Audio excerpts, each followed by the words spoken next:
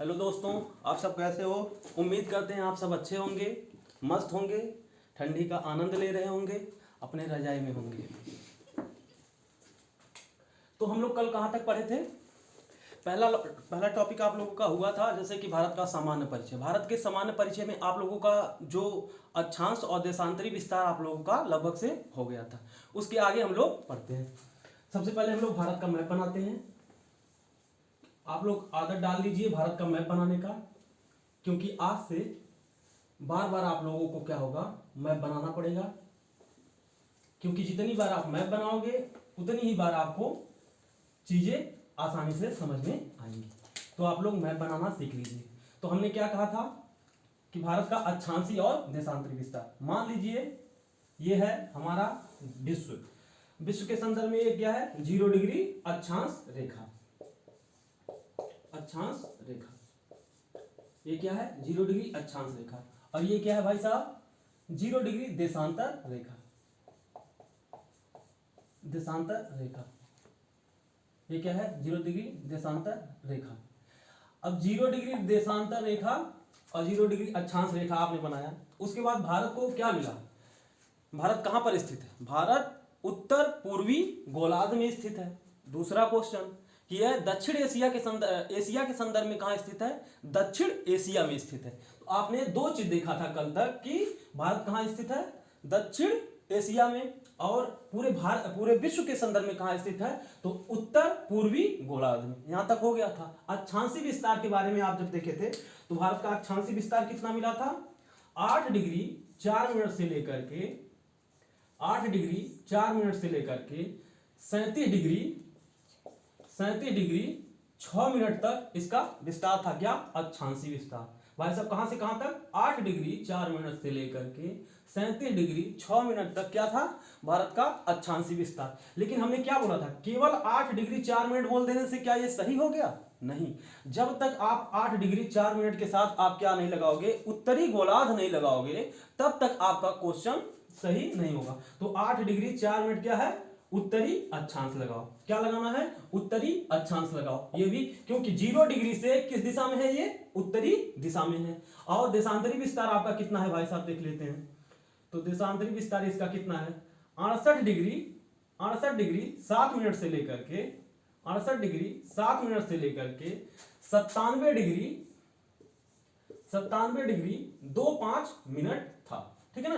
लेकिन क्या 68 डिग्री से लेकर 97 डिग्री कह देना क्या उचित है, नहीं भाई साहब। आपको इसके साथ क्या लगाना है, पूर्वी देशांतर लगाना है। जब तक आप दोनों ही चीजें नहीं देखोगे तब तक आपका क्वेश्चन सही नहीं हो सकता है। तो आपको हमेशा क्या चीजें देखना होता है कि 68 डिग्री 7 मिनट के साथ आपको बोलना होता है पूर्वी देशांतर। तो क्या हो जाएगा, पूर्वी देशांतर। तो भारत का विस्तार क्या था, ये भी हो जाएगा पूर्वी देशांतर। ठीक है ना। ये पूर्वी देशांतर और उत्तरी अक्षांश कैसे तय किए आपने, ये किस तरह तय हुआ, क्योंकि देखो पूर्वी देशांतर इस वजह से क्योंकि 0 देशांतर रेखा के ये पूरब में स्थित है और 0 डिग्री अक्षांश रेखा के उत्तर में स्थित है। इस वजह से उत्तर में स्थित होने की वजह से उत्तरी अक्षांश मिलता है, उत्तरी अक्षांश रेखा मिलती है। और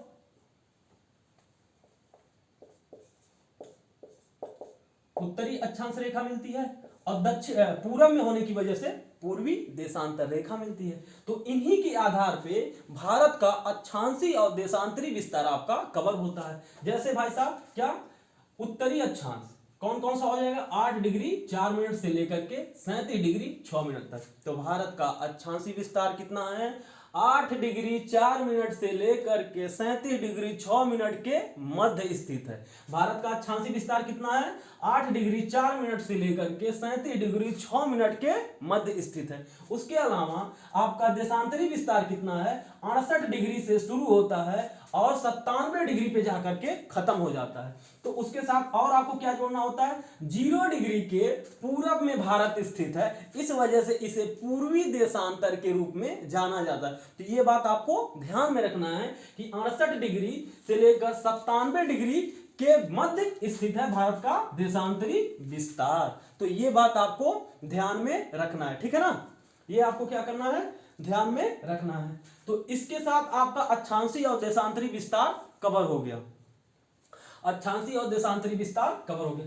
अब पूछता है कि बताओ भारत की उत्तर से दक्षिण की तरफ लंबाई कितनी है।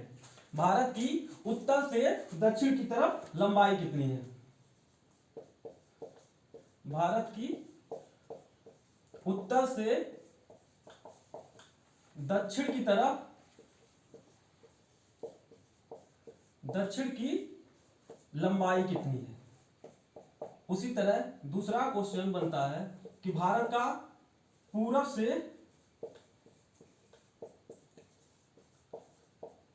से पश्चिम की तरफ कितना लंबाई है।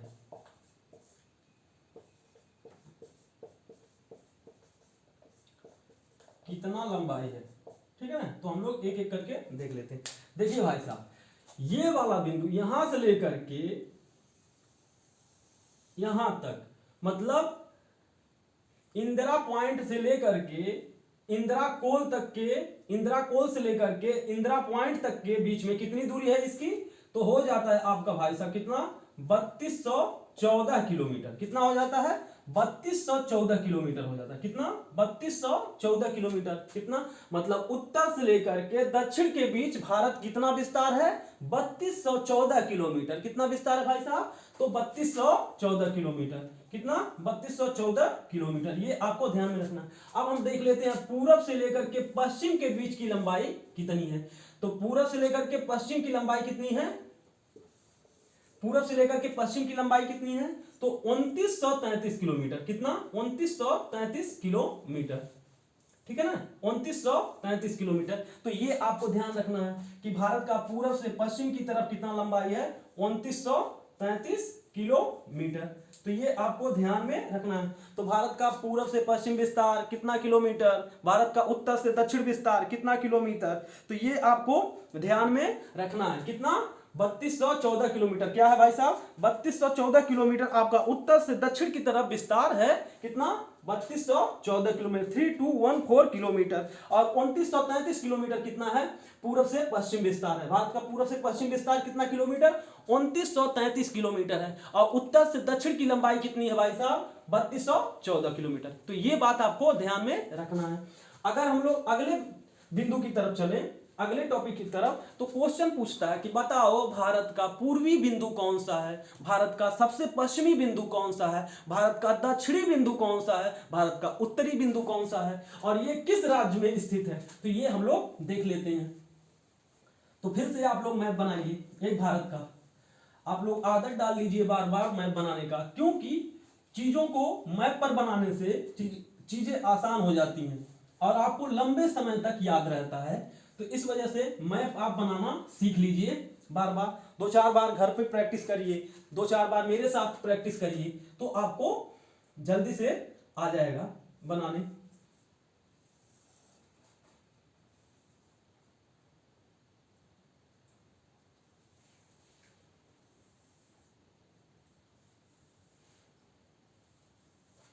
भारत का मैप हम लोगों का बन के तैयार।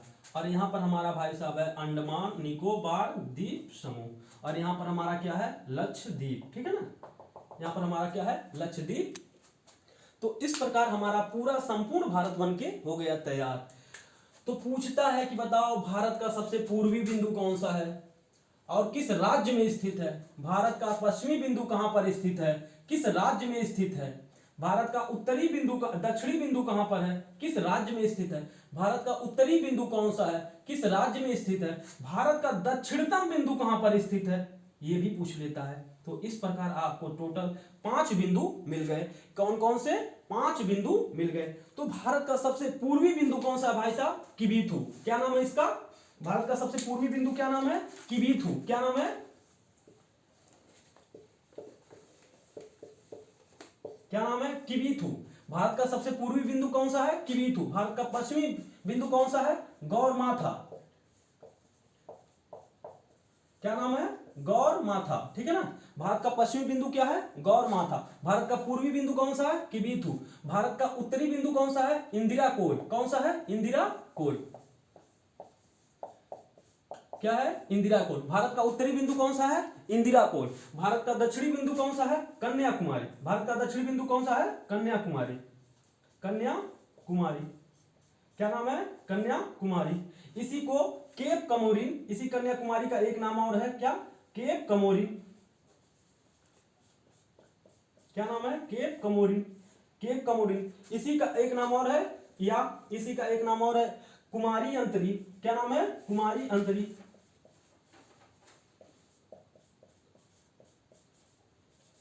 कुमारी अंतरी। तो कन्याकुमारी क्या हमारा दक्षिणी बिंदु है, भारत का दक्षिणी बिंदु है। और इंदिरा कोल क्या है? भारत का उत्तरी बिंदु है। किबिथु क्या है? भारत का पूर्वी बिंदु है। गौर माथा क्या है? भारत का पश्चिमी बिंदु है। तो भाई साहब क्वेश्चन पूछता है कि बताओ भारत का सबसे पूर्वी बिंदु कौन सा है? तो आंसर लगा के आना है किबिथु।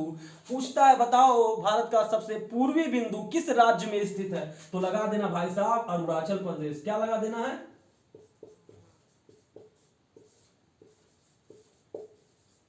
क्या लगाना है? अरुणाचल प्रदेश। मतलब किबिथु कहां स्थित है? अरुणाचल प्रदेश में। अगर किबिथु के अरुणाचल प्रदेश में किबिथु स्थित है, उसी बिंदु को भारत का सबसे पूर्वी बिंदु माना जाता है। तो आपको यह बात ध्यान में रखना है कि जो अरुणाचल प्रदेश में किबिथु है वह भारत का क्या है? पूर्वी बिंदु है। तो पूछेगा भारत का सबसे पूर्वी बिंदु कौन सा है? तो या तो किबिथु देगा तो किबिथु पर लगा कर आना है, और किबिथु नहीं देगा तो उसके जगह पर राज्य देगा। तो राज्य कौन सा लगा कर आना है? अरुणाचल प्रदेश आपको लगाना है। तो भारत में सबसे पूर्वी बिंदु किस राज्य में स्थित है? अरुणाचल प्रदेश में। भारत का सबसे पश्चिमी बिंदु कहां पर स्थित है? गुजरात में। कहां पर? गुजरात में। भारत का सबसे पश्चिमी बिंदु कौन सा है? गुजरात में। ठीक है ना? भारत का सबसे पश्चिमी बिंदु कौन सा है? गुजरात में। तो ये भी आपको ध्यान में रखना है। कन्याकुमारी आपको पता ही है कि कहां पर स्थित है? तमिलनाडु। भारत का दक्षिणी बिंदु कौन सा है? तमिलनाडु। भारत का दक्षिणी बिंदु तमिलनाडु। भारत का दक्षिणी बिंदु कौन सा है? तमिलनाडु। और तमिलनाडु के ही कन्याकुमारी में भारत का दक्षिणी बिंदु है। या तो देगा राज्य या तो देगा उस स्थान का नाम। उसके बाद इंदिरा कोल की बात कर लेते हैं। यह भारत का उत्तरी बिंदु है। भारत का सबसे उत्तरी बिंदु कौन सा है? इंदिरा कोल। यह कहां पर स्थित है? यह भाई स्थित है आपके पीओ के क्षेत्र में। कहां पर? पीओ के क्षेत्र में। पीओ के क्षेत्र में बना देते हैं। देखिए भाई ये वाला क्षेत्र जो है पीओ के है। ये कौन सा क्षेत्र है? पीओ के। ये वाला भाई साहब आपका जो है ये आपका है लद्दाख। ये आपका लद्दाख है। और यहीं पर भाई साहब आपका छोटा सा पार्ट जम्मू एंड कश्मीर है। ठीक है ना? जम्मू एंड कश्मीर है। और ये वाला हिस्सा आपका भाई साहब हिमाचल प्रदेश है। और ये वाला हिस्सा भाई साहब आप लिख लीजिए, ये वाला हिस्सा उत्तराखंड है। ये हिस्सा आपका उत्तराखंड है। ठीक है ना? तो पीओ के क्षेत्र में आपका इंदिरा कोल पड़ता है। लेकिन इससे भी आगे जाकर के कभी कभी क्वेश्चन पूछ लेता है। यहां तक तो क्वेश्चन आपका बनता है कि भारत का सबसे उत्तरी बिंदु इंदिरा कोल कहां पर स्थित है? पीओके में स्थित है। भारत का दक्षिणी बिंदु कन्याकुमारी कहां पर स्थित है? तमिलनाडु में। भारत का सबसे पश्चिमी बिंदु गौर माथा कहां पर स्थित है? गुजरात में। भारत का सबसे पूर्वी बिंदु किबिथु कहां पर स्थित है? आपका अरुणाचल प्रदेश में। लेकिन कभी कभी आपसे क्वेश्चन पूछता है, कभी कभी क्या मतलब हमेशा क्वेश्चन पूछता रहता है कि भारत का दक्षिणतम बिंदु जो आपको हमेशा कहते हैं Indira point, Indira point, Indira point, भाई साहब आखिर वो कहां पर है? इंदिरा पॉइंट आपका ये भी है, इंदिरा पॉइंट, इंदिरा पॉइंट। इसी को एक नाम और दिया जाता है पिग्मेलियन पॉइंट। क्या नाम दिया जाता है? Pygmalion point.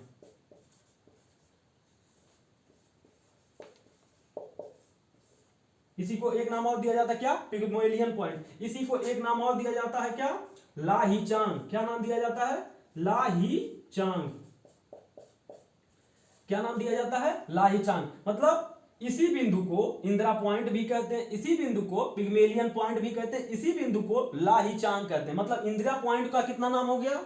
दो और नाम हो गया। पिग्मेलियन पॉइंट कहते हैं, लाहीचांग कहते हैं, इंदिरा पॉइंट कहते हैं, लाहीचांग कहते हैं, पिग्मेलियन पॉइंट कहते हैं। तो ये बात आपको ध्यान में रखना है कि इंदिरा पॉइंट को किस और नाम से जाना जाता है? लाहीचांग के नाम से, और पिग्मेलियन पॉइंट के नाम से जाना जाता है। तो आपको ये बात ध्यान में रखना। एक और नाम लिख लीजिए, इसे पार्सन पॉइंट भी कहते हैं। क्या कहते हैं? पार्सन पॉइंट। क्या कहते हैं? पार्सन पॉइंट। ये क्या हो जाएगा? पार्सन पॉइंट। ये कहां पर है, ये सब के सब कहां स्थित है भाई साहब, ये है आपका ग्रेट निकोबार में। कहां पर, ग्रेट निकोबार में। कहां स्थित है, ग्रेट निकोबार में, निकोबार में, ग्रेट निकोबार में। तो भारत का ऐसे क्वेश्चन पूछेगा, ये देखिए ये भारत था, तो ये भारत कैसा है, भारत मुख्य भूभाग के सबसे पूर्वी, सबसे पश्चिमी, सबसे उत्तरी, सबसे दक्षिणी, ये क्या था, मुख्य भूभाग का। लेकिन मुख्य भूभाग से अलग सबसे दक्षिणी बिंदु कौन सा हो जाएगा, अगर पूछेगा कि भारत के मुख्य भूभाग का सबसे दक्षिणी बिंदु, तो आपको लगा कर आना है कन्याकुमारी। क्या लगा कर आना है, कन्याकुमारी। मुख्य भूभाग का दक्षिणी बिंदु तब कन्याकुमारी। लेकिन अगर पूछेगा भारत का सबसे दक्षिणतम बिंदु, तब आप लगा कर आओगे इंदिरा पॉइंट, पिग्मेलियन पॉइंट, लाहीचांग, पासन पॉइंट। ठीक है ना, इसमें से कोई दे देगा कि भारत का सबसे दक्षिणी बिंदु कहां स्थित है, तो ग्रेट निकोबार में स्थित है। ग्रेट निकोबार में भी कहां भाई साहब, ग्रेट निकोबार में उस बिंदु का नाम है, उस स्थल का नाम है इंदिरा पॉइंट, उस स्थल का नाम है पिग्मेलियन पॉइंट, इस स्थल का नाम है लाहीचांग, उस स्थल का नाम है पासन पॉइंट। भाई साहब ग्रेट निकोबार तो मान लीजिए ऐसे द्वीप समूह है, उस द्वीप, ये मान लीजिए ग्रेट निकोबार है, क्या है, ग्रेट निकोबार है। इस ग्रेट निकोबार में सबसे अंतिम बिंदु कौन सा है, ये वाला क्या है, ये है आपका इंदिरा पॉइंट। इसी इंदिरा पॉइंट को पिग्मेलियन पॉइंट कहते हैं, इसी पिग्मेलियन पॉइंट को लाहीचांग कहते हैं, इसी लाहीचांग को पासन पॉइंट कहते हैं। तो पूछ लेगा कि भारत का दक्षिणतम बिंदु कौन सा है, तो इनमें से कोई एक नाम दे देगा। तो आपको कम से कम इंदिरा पॉइंट के साथ साथ पिग्मेलियन पॉइंट तो याद ही करना है, ठीक है ना। तो भारत का दक्षिणतम बिंदु कौन सा है, पिग्मेलियन पॉइंट। मुख्य भूभाग का दक्षिणी बिंदु कौन सा है, कन्याकुमारी। मुख्य भूभाग का पूर्वी बिंदु क्या है, किबीथु। मुख्य भूभाग का पश्चिमी बिंदु क्या है, गौरमाथा। मुख्य भूभाग का उत्तरी बिंदु क्या है, इंदिरा कोल। तो इस प्रकार भारत के सबसे पूर्वी, पश्चिमी, उत्तरी, दक्षिणी बिंदु आपको ध्यान रखना है, क्योंकि यहीं से आपका क्वेश्चन पूछ लिया जाता है, ठीक है ना। तो ये कहां पर स्थित है, इंदिरा पॉइंट कहां पर स्थित है, ग्रेट निकोबार में। अगर ग्रेट निकोबार ना देखा साहब, ऑप्शन में अंडमान निकोबार दे, तो भी आपको लगा कराना है। क्योंकि देखिए अंडमान निकोबार ऐसे करके कई सारे द्वीप हैं, ठीक है ना, ऐसे करके द्वीप फैले हुए हैं। तो ये जो अंतिम वाला द्वीप है, ये कहलाता है ग्रेट निकोबार। इसी ग्रेट निकोबार पे भाई साहब क्या है, इंदिरा पॉइंट स्थित है, ठीक है ना, इंदिरा पॉइंट स्थित है। तो ये आपको ध्यान में रखना है। ऐसा नहीं है कि आप ऐसे लगा करके चले आए, आपको इंडिया पॉइंट अगर नहीं दिया है, अंडमान निकोबार दिया है, तो निकोबार ही लगा कर आना। ऐसा नहीं है कि निकोबार नहीं मिला और निकोबार नहीं दिया है तो ग्रेट निकोबार दिया है तो आपको ग्रेट निकोबार लगा कर आना है, ठीक है ना। तो ये आपको ध्यान में रखना है। तो हम लोग अगला शुरू करें, आप लोग नोट कर लीजिए, 1 मिनट का टाइम है।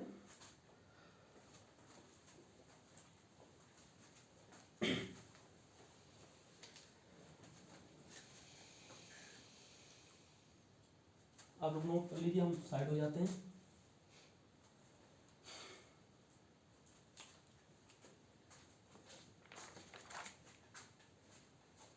चलो ठीक है, अब हम लोग अगला देखते हैं। आपको पता है कि डालो भारत से कर्क रेखा, कल आपको हमने बताया था क्या, कर्क रेखा के बारे में बताए थे। अब आज हम लोग कर्क रेखा के बारे में थोड़ा सा देख लेते हैं।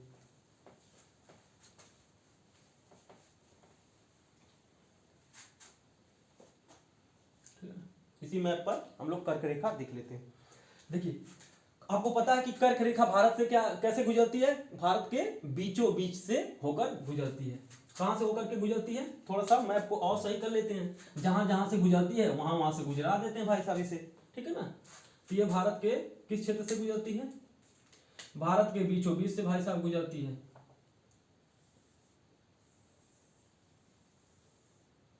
कहां से गुजरती है, भारत के बीचों बीच से होकर के गुजरती है। तो ये है हमारा भाई साहब कर्क रेखा, ये हमारा कौन सा, कर्क रेखा, कर्क रेखा, कर्क रेखा। कर्क रेखा कितना होता है, 23.5 डिग्री। उत्तरी अक्षांश को किस नाम से जाना जाता है, उत्तरी अक्षांश को कर्क रेखा के नाम से जाना जाता है। 23.5 डिग्री उत्तरी अक्षांश को किस नाम से जाना जाता है, कर्क रेखा के नाम से जाना जाता है। 23.5 डिग्री उत्तरी अक्षांश को किस नाम से जाना जाता है, कर्क रेखा के नाम से जाना जाता है। पहला पॉइंट लिखो कि कर्क रेखा भारत के बीचों बीच से गुजरती है। लिखो पहला, कर्क रेखा भारत के बीचों बीच से होकर गुजरती है, कर्क रेखा भारत के बीचों बीच से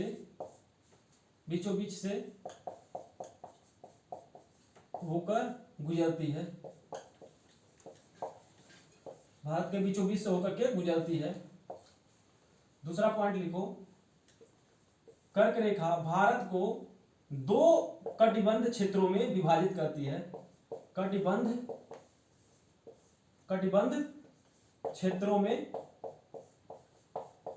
विभाजित करती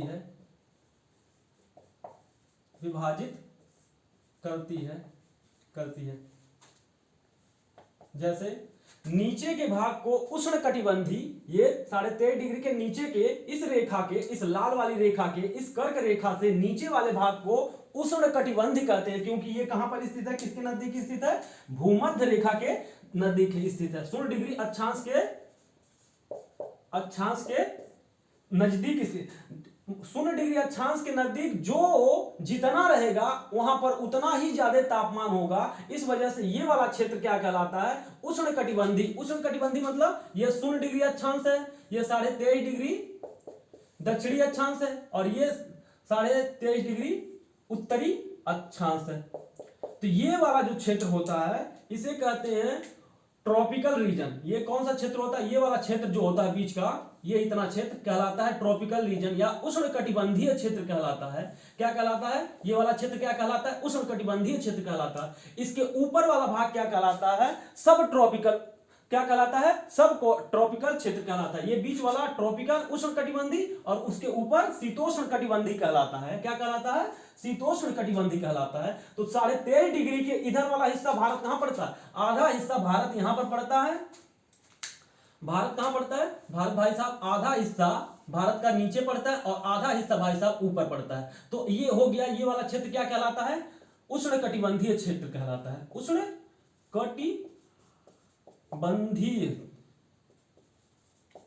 कटिबंधीय क्षेत्र कहलाता है। 23.5 डिग्री उत्तर और 23.5 डिग्री दक्षिण के बीच वाले क्षेत्र को किस नाम से जाना जाता है, उष्ण कटिबंधीय क्षेत्र या ट्रॉपिकल क्षेत्र, ठीक ना, ट्रॉपिकल क्षेत्र के रूप में जाना जाता है। लेकिन उसके ऊपर वाले क्षेत्र को किस नाम से जाना जाता है, सब ट्रॉपिकल, है, शीतोष्ण कटिबंध के रूप में जाना जाता है। ऊपर वाले हिस्से को किस नाम से जाना जाता है, शीतोष्ण कटिबंध के रूप में जाना जाता है। ये वाला क्षेत्र क्या होगा, शीतोष्ण कटिबंध होगा। ये वाला क्षेत्र क्या होगा, शीतोष्ण कटिबंध। अर्थात भारत को कितने कटिबंधों में देखने को मिला, नीचे वाला हिस्सा भाई साहब उष्ण कटिबंध और ऊपर वाला हिस्सा क्या कहलाया, शीतोष्ण कटिबंध। इसी के आधार पर कितने भागों में विभाजित करता है, भारत को दो कटिबंध क्षेत्रों में विभाजित करता है। पहला क्या हो जाएगा, पहला हो जाएगा उष्ण कटिबंध, उष्ण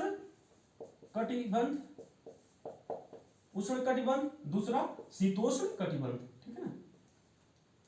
दूसरा हो जाएगा शीतोष्ण, कटिबंध, ठीक है ना। इस प्रकार आपको शीतोष्ण कटिबंध हो जाएगा। तो भारत को कितने भागों में, तो पूछेगा बताओ कौन सी रेखा भारत को दो कटिबंध क्षेत्रों में विभाजित करती है। तो कौन सी रेखा है भाई साहब, वो कर्क रेखा है या 23.5 डिग्री उत्तरी अक्षांश है। तो पूछेगा बताओ कौन सा अक्षांश रेखा है जो भारत को 2 कटिबंध क्षेत्रों में विभाजित करता है। तो आपको ध्यान रखना है कि वो कौन सी रेखा है, वो 23.5 डिग्री उत्तरी अक्षांश रेखा है जो भारत को 2 कटिबंध क्षेत्रों में विभाजित करती है। तो ये बात आपको ध्यान में रखना। अब क्वेश्चन पूछता है कि बताओ कर्क रेखा भारत से कितने राज्यों में होकर के गुजरती है।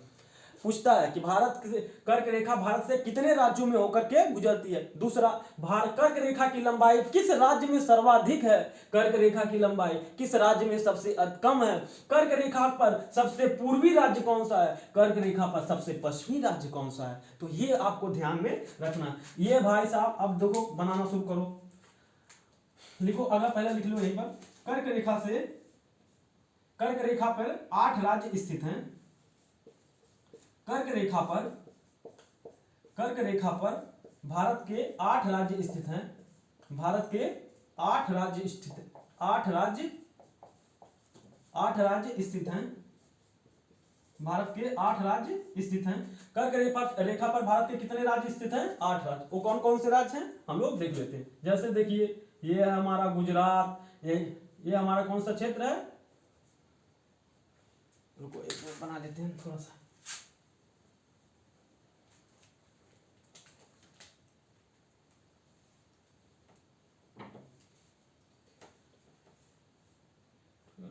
ये हमारा गुजरात,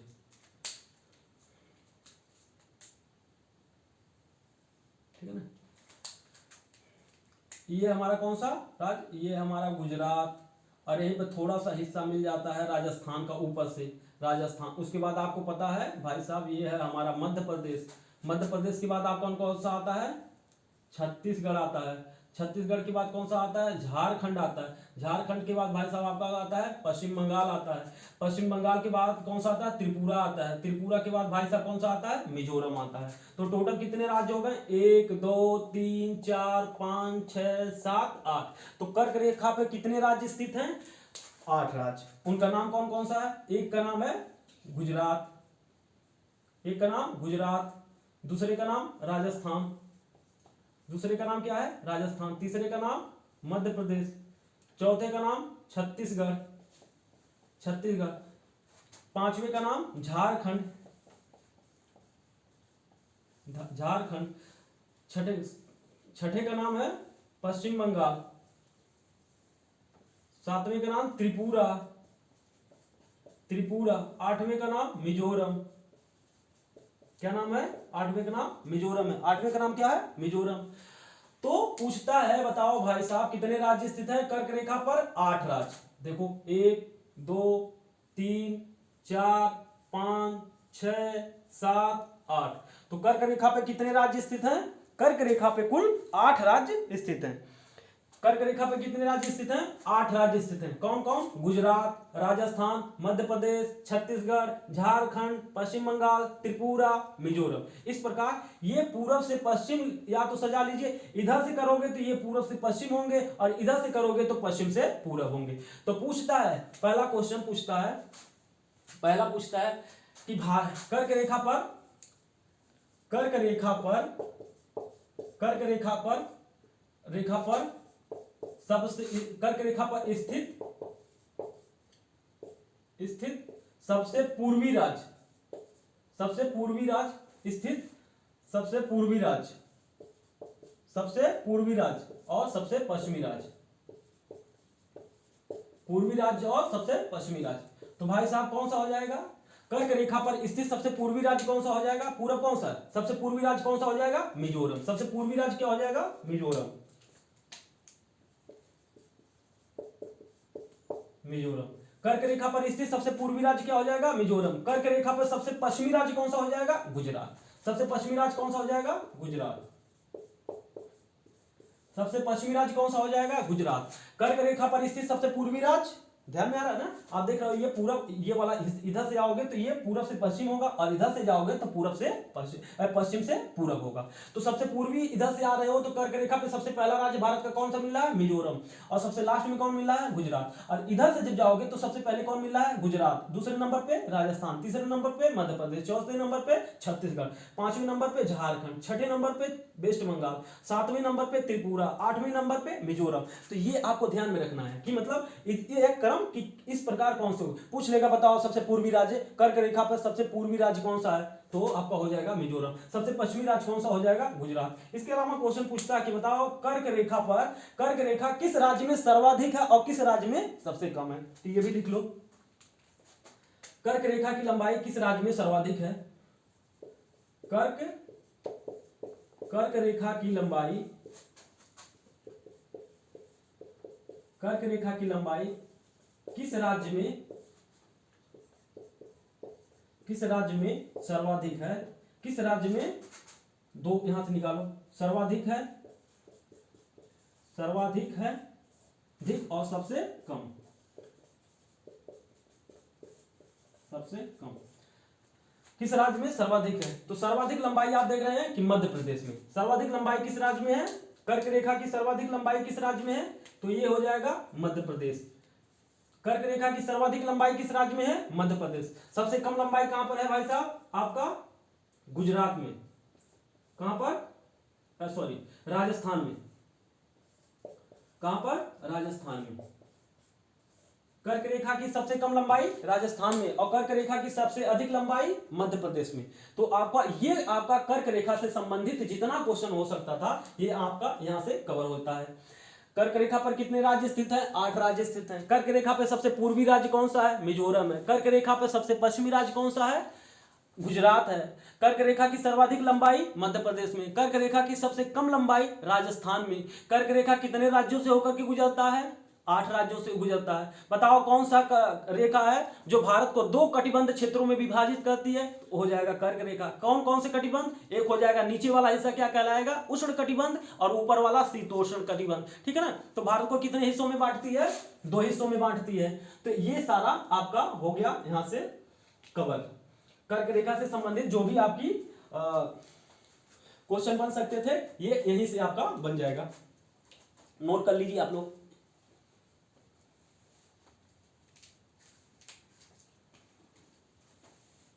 तो मिटाते हैं, अगला टॉपिक हम लोग देखते हैं।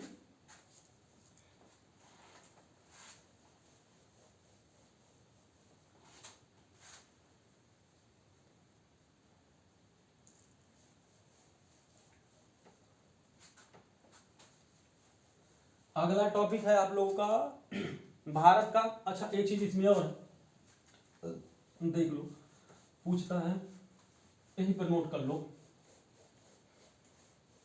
कर्क रेखा में ही आप लोगों का इस वाले टॉपिक में एक और है।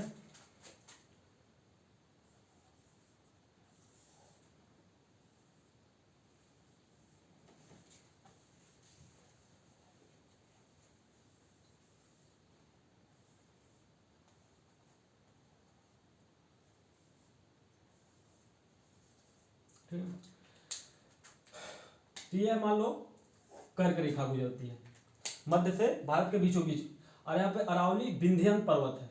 यहाँ पर एक पर्वत है, क्या है उसका नाम? क्या है? विंध्यन पर्वत। क्या है इसका नाम? विंध्यन पर्वत। यह है, इसका नाम क्या है? विंध्यन पर्वत। क्या है? विंध्यन पर्वत श्रेणी। पर्वत श्रेणी यहां पर क्या है? विंध्यन पर्वत श्रेणी। कौन सी श्रेणी है? विंध्यन पर्वत श्रेणी। देखिए विंध्यन पर्वत श्रेणी है, यहीं से एक नदी निकलती है जिसका नाम क्या है? माही। क्या नाम है? माही। और ये माही नदी यहां से निकलती है तो ऊपर की तरफ जाती है और फिर नीचे की तरफ आती है और खंभात की खाड़ी में अपना पानी गिरा देती है। अब भाई साहब ये क्या है? कौन सी नदी है? माही नदी है। तो भाई साहब आप देख रहे होंगे कि ये जब नदी निकली तो ऊपर की तरफ गई। जब ऊपर की तरफ गई तो एक बार कर्क रेखा को काटी, फिर ऊपर से नीचे की तरफ आई तो फिर एक बार काटी। तो इस प्रकार माही नदी कर्क रेखा को कितनी बार काटती है? 2 बार। माही नदी कर्क रेखा को कितनी बार काटती है? 2 बार। माही नदी कर्क रेखा को 2 बार काटती है। 2 बार काटती है।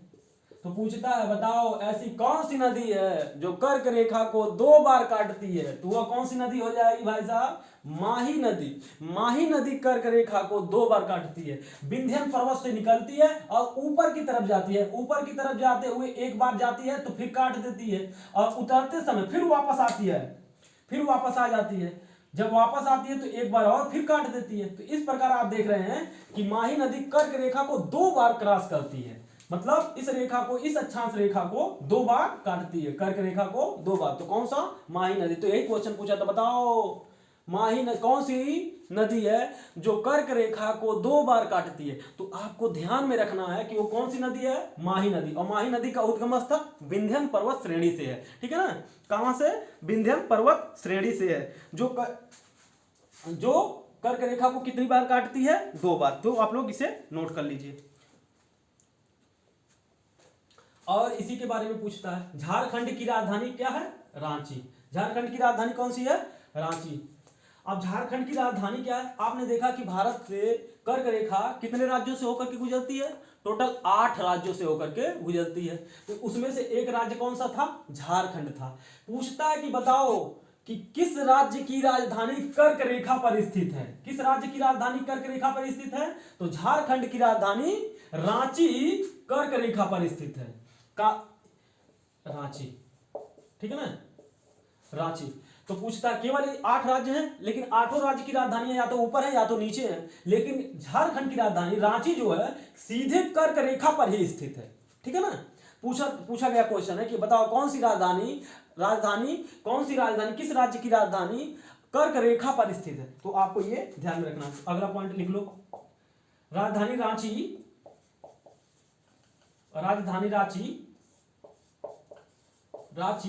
कर्क रेखा पर स्थित है।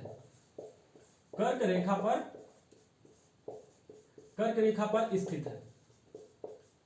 राजधानी रांची कहां पर स्थित है? कर्क रेखा पर स्थित है। बताओ कौन सी नदी है जो कर्क रेखा को 2 बार काटती है? तो वो कौन सी नदी हो जाएगी? माही नदी है। माही नदी क्या करती है? कर्क रेखा को 2 बार काटती है। कितनी बार काटती है? 2 बार काटती है। और राजधानी रांची किस पर स्थित है? इसी कर्क रेखा पर स्थित है। बाकी 7 राज्यों की राजधानी इस पर स्थित नहीं है। इसी वजह से ये इंपॉर्टेंट हो जाता है, केवल एक ही है जो इस पर स्थित है। इस वजह से आपको ध्यान में रखना है कि झारखंड की राजधानी रांची किस पर स्थित है? आपके कर्क रेखा पर स्थित है ना। ठीक है। तो अगला हेडिंग डालिए। अब आपका आ जाता है कि भारत का मानक समय। हेडिंग डालिए, भारत का मानक समय। भारत का मानक समय। भारत का मानक समय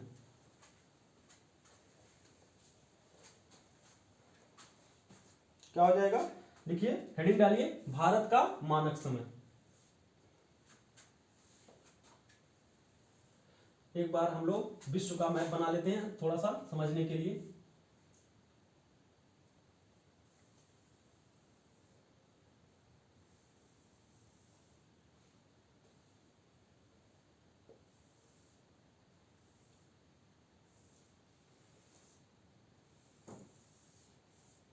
ये उत्तरी अमेरिका, ये दक्षिणी अमेरिका, ये शायद भाई साहब आपका ये रसिया कह रहे हैं, ये आपका अफ्रीका हो गया,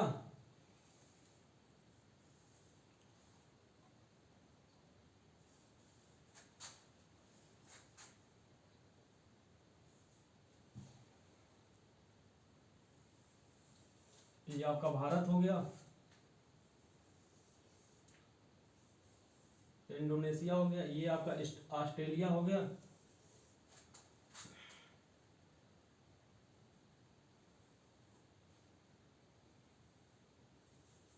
ये आपका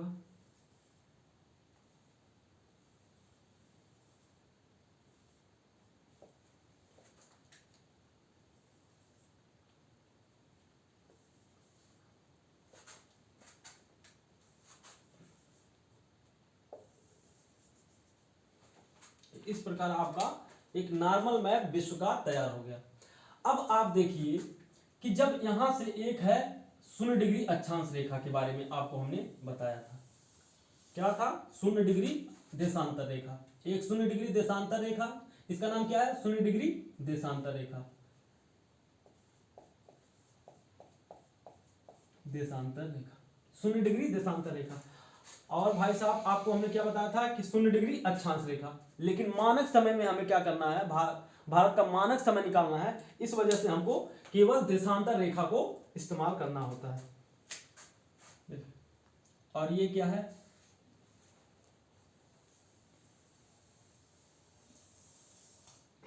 ये है 82.5 डिग्री पूर्वी देशांतर। 82.5 डिग्री पूर्वी देशांतर।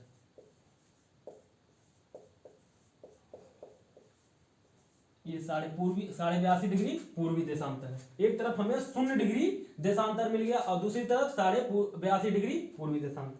अब देखिए कि क्यों पूर्वी हुआ। देखिए ये 0 डिग्री है ना, यहां पर बना लेते हैं। ये बोला था हमने, क्या बताया था कि ये 0 डिग्री अक्षांश देशांतर रेखा है, देशांतर है 0 डिग्री देशांतर। अब भाई साहब 0 डिग्री देशांतर के दाहिने तरफ ये क्या कहलाता है? पूर्व होता है, और इसके बाएं तरफ क्या कहलाता है? पश्चिम होता है। ये तो आपको पता है कि 0 डिग्री के पूरब दाहिने तरफ पूर्वी होता है, पूरब होता है, और इसके बाएं तरफ क्या होता है? पश्चिम। तो इधर वाला पूरा का पूरा हिस्सा क्या होगा? पूर्वी होगा, और इधर का सारा हिस्सा पश्चिमी होगा।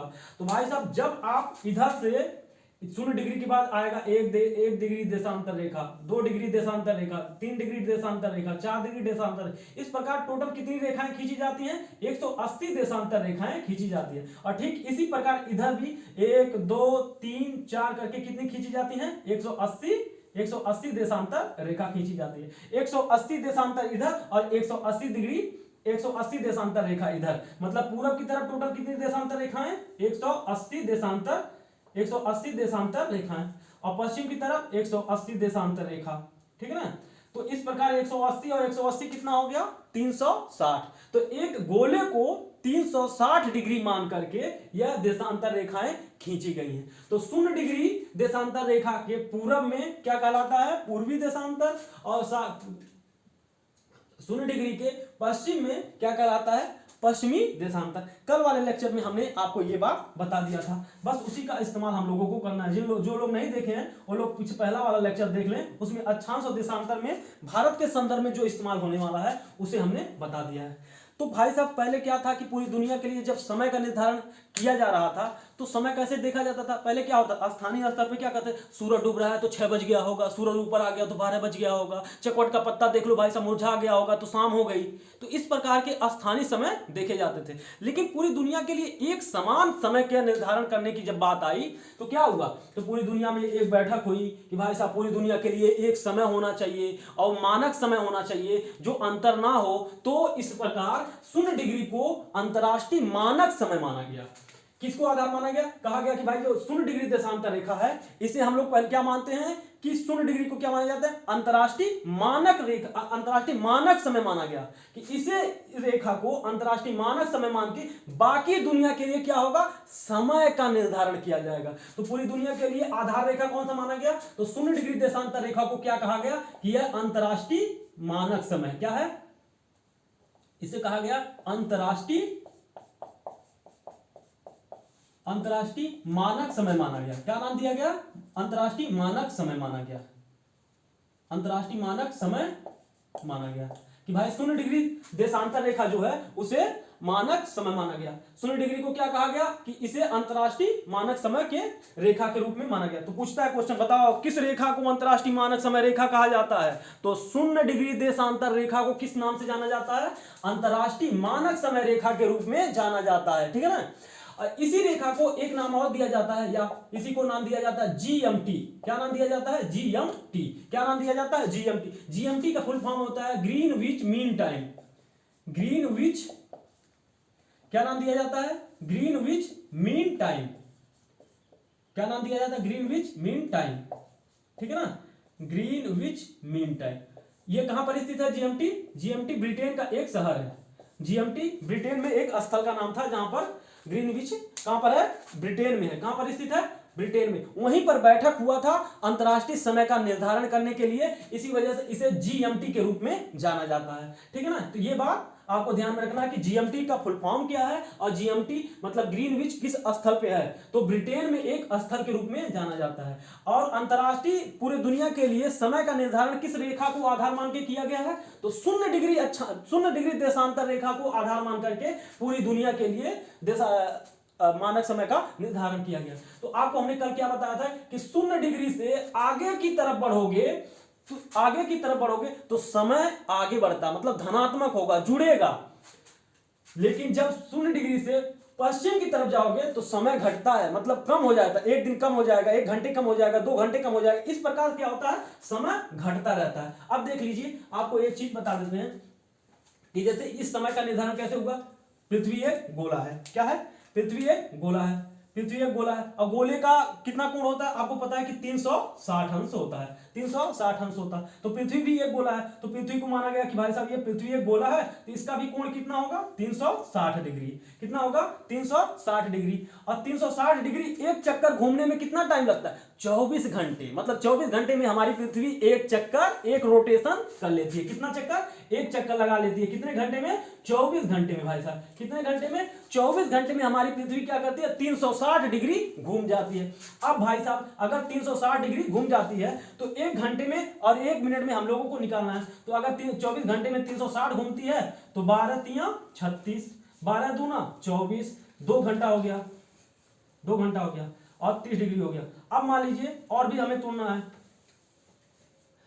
ये हो जाएगा 15 डिग्री, 15 डिग्री हो जाएगा, और ये हो जाएगा 1 घंटा हो जाएगा। तब इसे और तोड़ोगे 1 घंटा हो जाएगा, 1 घंटे में 15 डिग्री घूमती है। और भी तोड़ोगे तो ये 15 डिग्री है भाई साहब, तो इसे मिनट में करोगे तो 60 मिनट हो जाएगा, 60 मिनट हो जाएगा, 60 मिनट हो जाएगा। तो अब तोड़ोगे तो 15 चौका 60, तो 1 डिग्री घूमने में कितना टाइम लगाती है? 4 मिनट लगाती है। 1 डिग्री घूमने में 4 मिनट लगाती है। 1 डिग्री घूमने में कितना टाइम लगाती है? 4 मिनट टाइम लगाती है। मतलब पृथ्वी 1 डिग्री घूमने में कितना टाइम लगाती है? 4 मिनट। ये भी आपको ध्यान रखना। 15 डिग्री 1 घंटे में पृथ्वी कितना घूमती है? 15 डिग्री घूमती है। 1 घंटे में पृथ्वी कितनी घूमती है? 15 डिग्री घूमती है। 4 मिनट में कितना घूमती है? 1 डिग्री घूमती है। 1 डिग्री घूमने में पृथ्वी को कितना टाइम लगता है? 4 मिनट लगता है। 1 डिग्री घूमने में पृथ्वी को कितना टाइम लगता है भाई साहब? 4 मिनट लगता है। 1 घंटा घूमने 15 डिग्री घूमने में 1 घंटा लगता है। 15 डिग्री घूमने में 1 घंटा लगता है। 1 डिग्री घूमने में 4 मिनट लगता है। तो ये बात आपको ध्यान में रखना है कि भाई साहब 1 डिग्री घूमने में कितना टाइम लगता है? 4 मिनट। 1 डिग्री घूमने में कितना टाइम लगता है? 4 मिनट। तो भाई साहब भारत कहां स्थित है? भारत का जो मानक समय निर्धारण किया गया वो कितने पे किया गया? 82.5 डिग्री पूर्वी देशांतर पे किया गया। तो हमने क्या कहा कि पूर्वी देशांतर मतलब यहां से लेकर के यहां तक की दूरी कितना देशांतर है? 82.5 डिग्री। कितना है? 82.5 डिग्री है। यहां से लेकर के यहां तक कितना है? 82.5 डिग्री। अब 82.5 डिग्री पूर्वी देशांतर अगर भारत का मानक समय है, 82.5 डिग्री पूर्वी देशांतर भारत का मानक समय है, तो बताओ जब 1 डिग्री घूमने में 4 मिनट लगाती है तो 82.5 डिग्री घूमने में कितना टाइम लगाएगी? तो 82.5 डिग्री घूमने में कितना टाइम लगाएगी? तो साढ़े गुणा भाग करोगे तो आएगा 5 घंटा 30 मिनट। कितना आएगा? 5 घंटा 30 मिनट लगाएगा। 1 डिग्री घूमने में 4 मिनट लगाती है तो 82.5 डिग्री घूमने में कितना टाइम लगाएगी? तो 5.5 घंटा लगाएगी। कितना? 5.5 घंटा लगाएगी। तो इसी वजह से कहा जाता है कि पूरब में है तो भारत का समय क्या होगा? आगे होगा। तो पूछता है कि ग्रीनविच से भारत के मानक समय के बीच कितना समय का अंतर है? तो कितने समय का अंतर है भाई साहब? 5.5 घंटे का अंतर है। कितने घंटे का? 5.5 घंटे का अंतर है। कहां से कहां? मतलब अंतरराष्ट्रीय मानक समय से भारत के मानक समय को के बीच कितना अंतर है? 5.5 घंटा। और ये भारत के मानक समय को क्या कहा जाता है? भारत का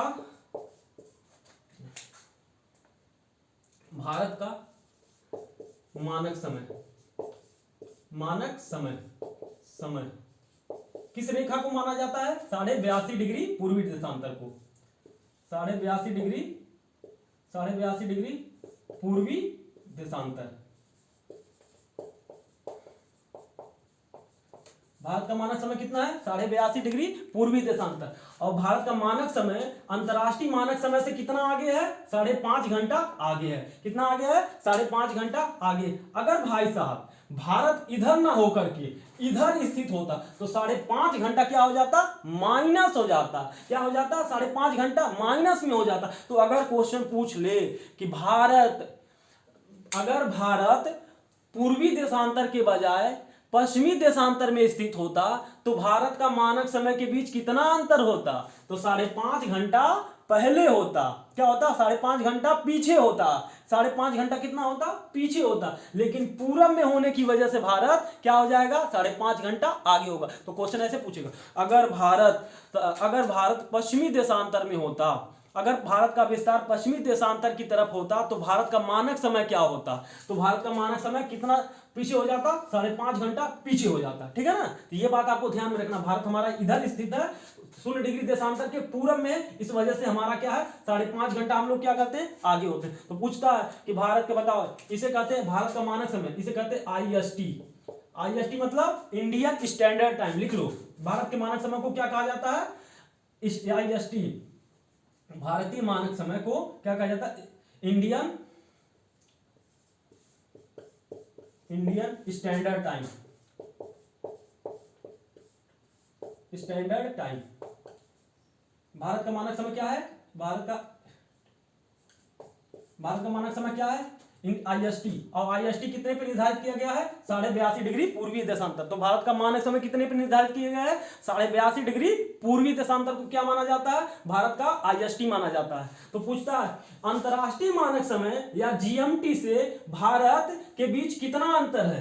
तो 5.5 घंटे का अंतर है और 82.5 डिग्री का अंतर है। तो ये आपको ध्यान में रखना है। तो पूछता है कि बताओ GMT से भारत का समय कितना घंटा आगे है? तो 5.5 घंटा। पूछेगा GMT से, ये कौन सा है?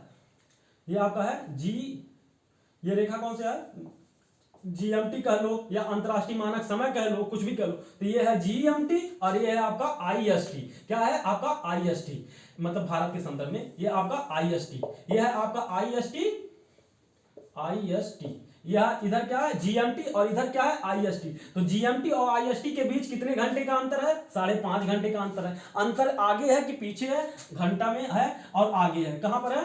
GMT और IST के बीच कितना अंतर है? 5.5 घंटा आगे है। कितना अंतर है? 5.5 घंटा। भारत का मानक समय कितने पर निर्धारित किया गया? 82.5 डिग्री पूर्वी देशांतर के रूप में निर्धारित किया।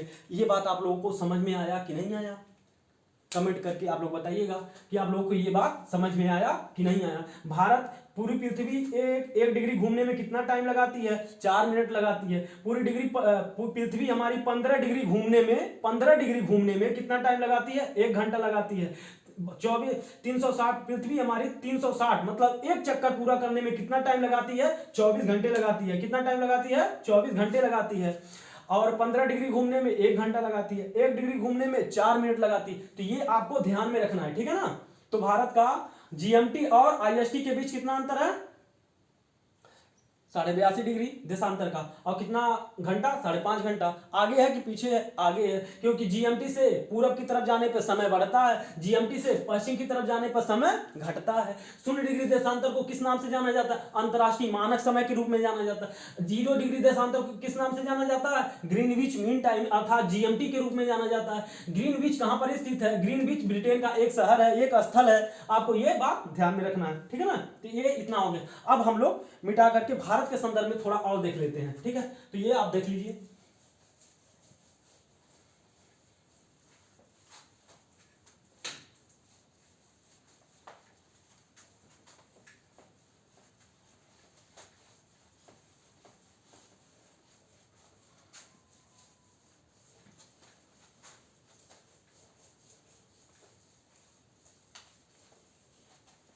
चल रहा है ना?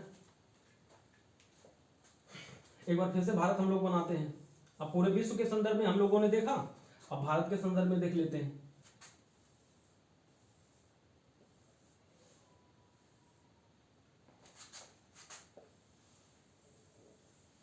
ठीक है, ये हमारा भारत है। तो भारत के हम लोगों ने क्या देखा? भारत का मानक समय भारत का मानक समय,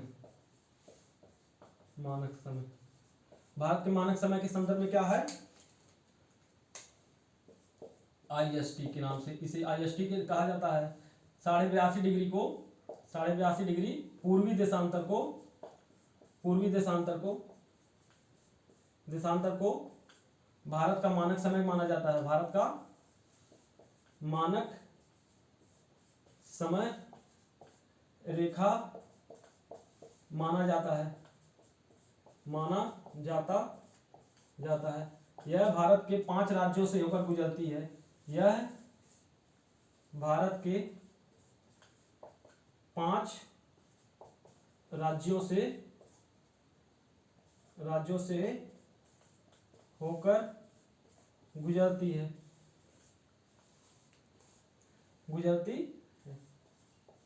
ठीक है ना? यह भारत के कितने राज्यों से होकर के गुजरती है? 5 राज्यों से होकर के गुजरती है। भारत का मानक समय, लिखो अगला। भारत का मानक समय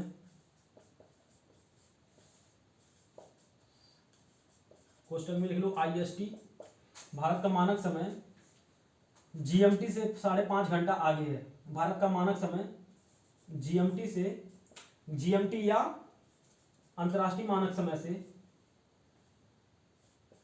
अंतरराष्ट्रीय मानक समय से, अंतर्राष्ट्रीय मानक समय से 5.5 घंटा आगे है, 5.5 घंटा आगे है, आगे है। तो ये हो गया। अब वो देख लेते हैं कि भारत के 5 राज्य कौन से हैं। भारत का मानक समय IST GMT से कितना आगे है, 5.5 घंटा। कितना आगे है, 5.5 घंटा। आप लोग ये देख लीजिए कितना आगे है, 5.5 घंटा आगे है। अब हम लोग देख लेते हैं कि भारत के वो कौन से राज्य हैं जो 82.5 डिग्री रेखा गुजरती है वहां से, 82.5 डिग्री पूर्वी देशांतर रेखा। इसी को क्या नाम दिया गया है, भारत का मानक समय। भारत का मानक समय, इसी को क्या नाम दिया गया है, IST नाम दिया गया है। ठीक है ना। तो IST भारत के कितने राज्यों से होकर गुजरती है, 5 राज्यों से। वो 5 राज्य कौन कौन से भाई साहब, पहला उत्तर प्रदेश, दूसरा छत्तीसगढ़, तीसरा उत्तर प्रदेश छत्तीसगढ़, तीसरा मध्य प्रदेश, मध्य प्रदेश के बाद उड़ीसा और आपका तेलंगाना। कितने राज्यों से, 5 राज्यों से होकर के गुजरती है। आंध्र प्रदेश है, ये लिख लो। उत्तर प्रदेश, छत्तीसगढ़, मध्य प्रदेश के बाद उड़ीसा, ये आपका आंध्र प्रदेश, ठीक है, लिख लीजिए। तो भारत के कितने राज्यों से मानक समय गुजरती है, 5 राज्यों से।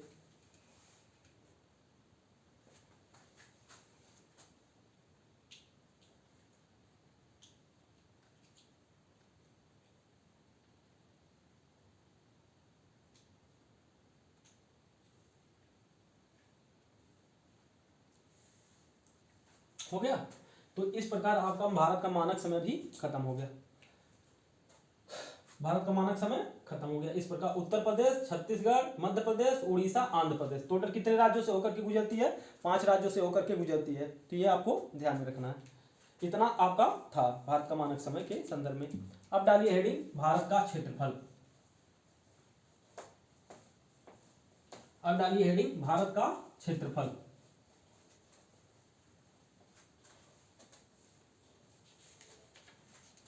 अब डालिए हेडिंग भारत का क्षेत्रफल।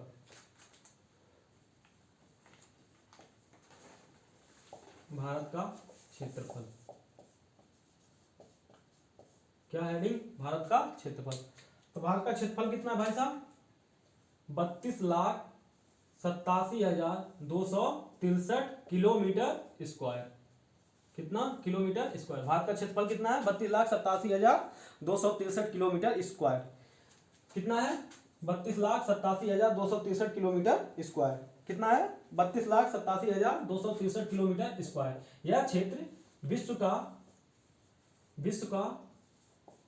2.42% स्थान रखता है। जैसे पूरी दुनिया कितना है, अगर मान लीजिए पूरी पृथ्वी 100% है, कितना, 100% है, उस 100% में भारत का हिस्सेदारी कितना है भाई साहब, उस भारत की हिस्सेदारी है 2.42%। ठीक है ना। तो विश्व में भारत के पास कितना क्षेत्रफल रखता है, 2.42% क्षेत्रफल रखता है,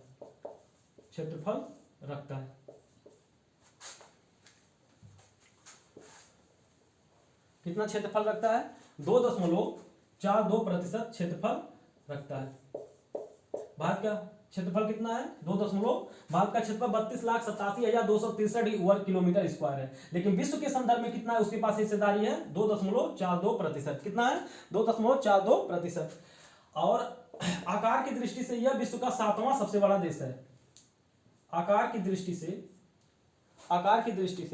क्षेत्रफल की दृष्टि से या आकार की दृष्टि से, ऐसे लिखो, क्षेत्रफल की दृष्टि से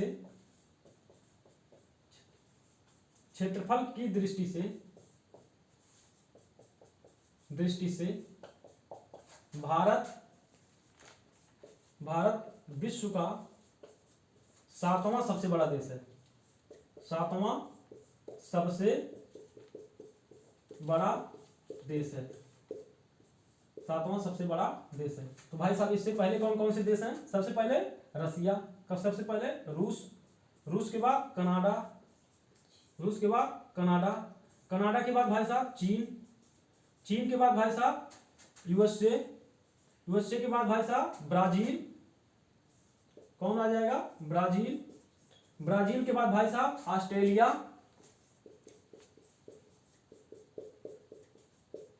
और ऑस्ट्रेलिया के बाद भाई साहब कौन आएगा भारत। ठीक है ना। तो इस प्रकार भारत का नंबर कौन सा है 7वां सबसे बड़ा देश है। तो सबसे बड़ा देश है दुनिया का रूस, सबसे बड़ा रूस, दूसरा सबसे बड़ा देश कनाडा, तीसरा सबसे बड़ा देश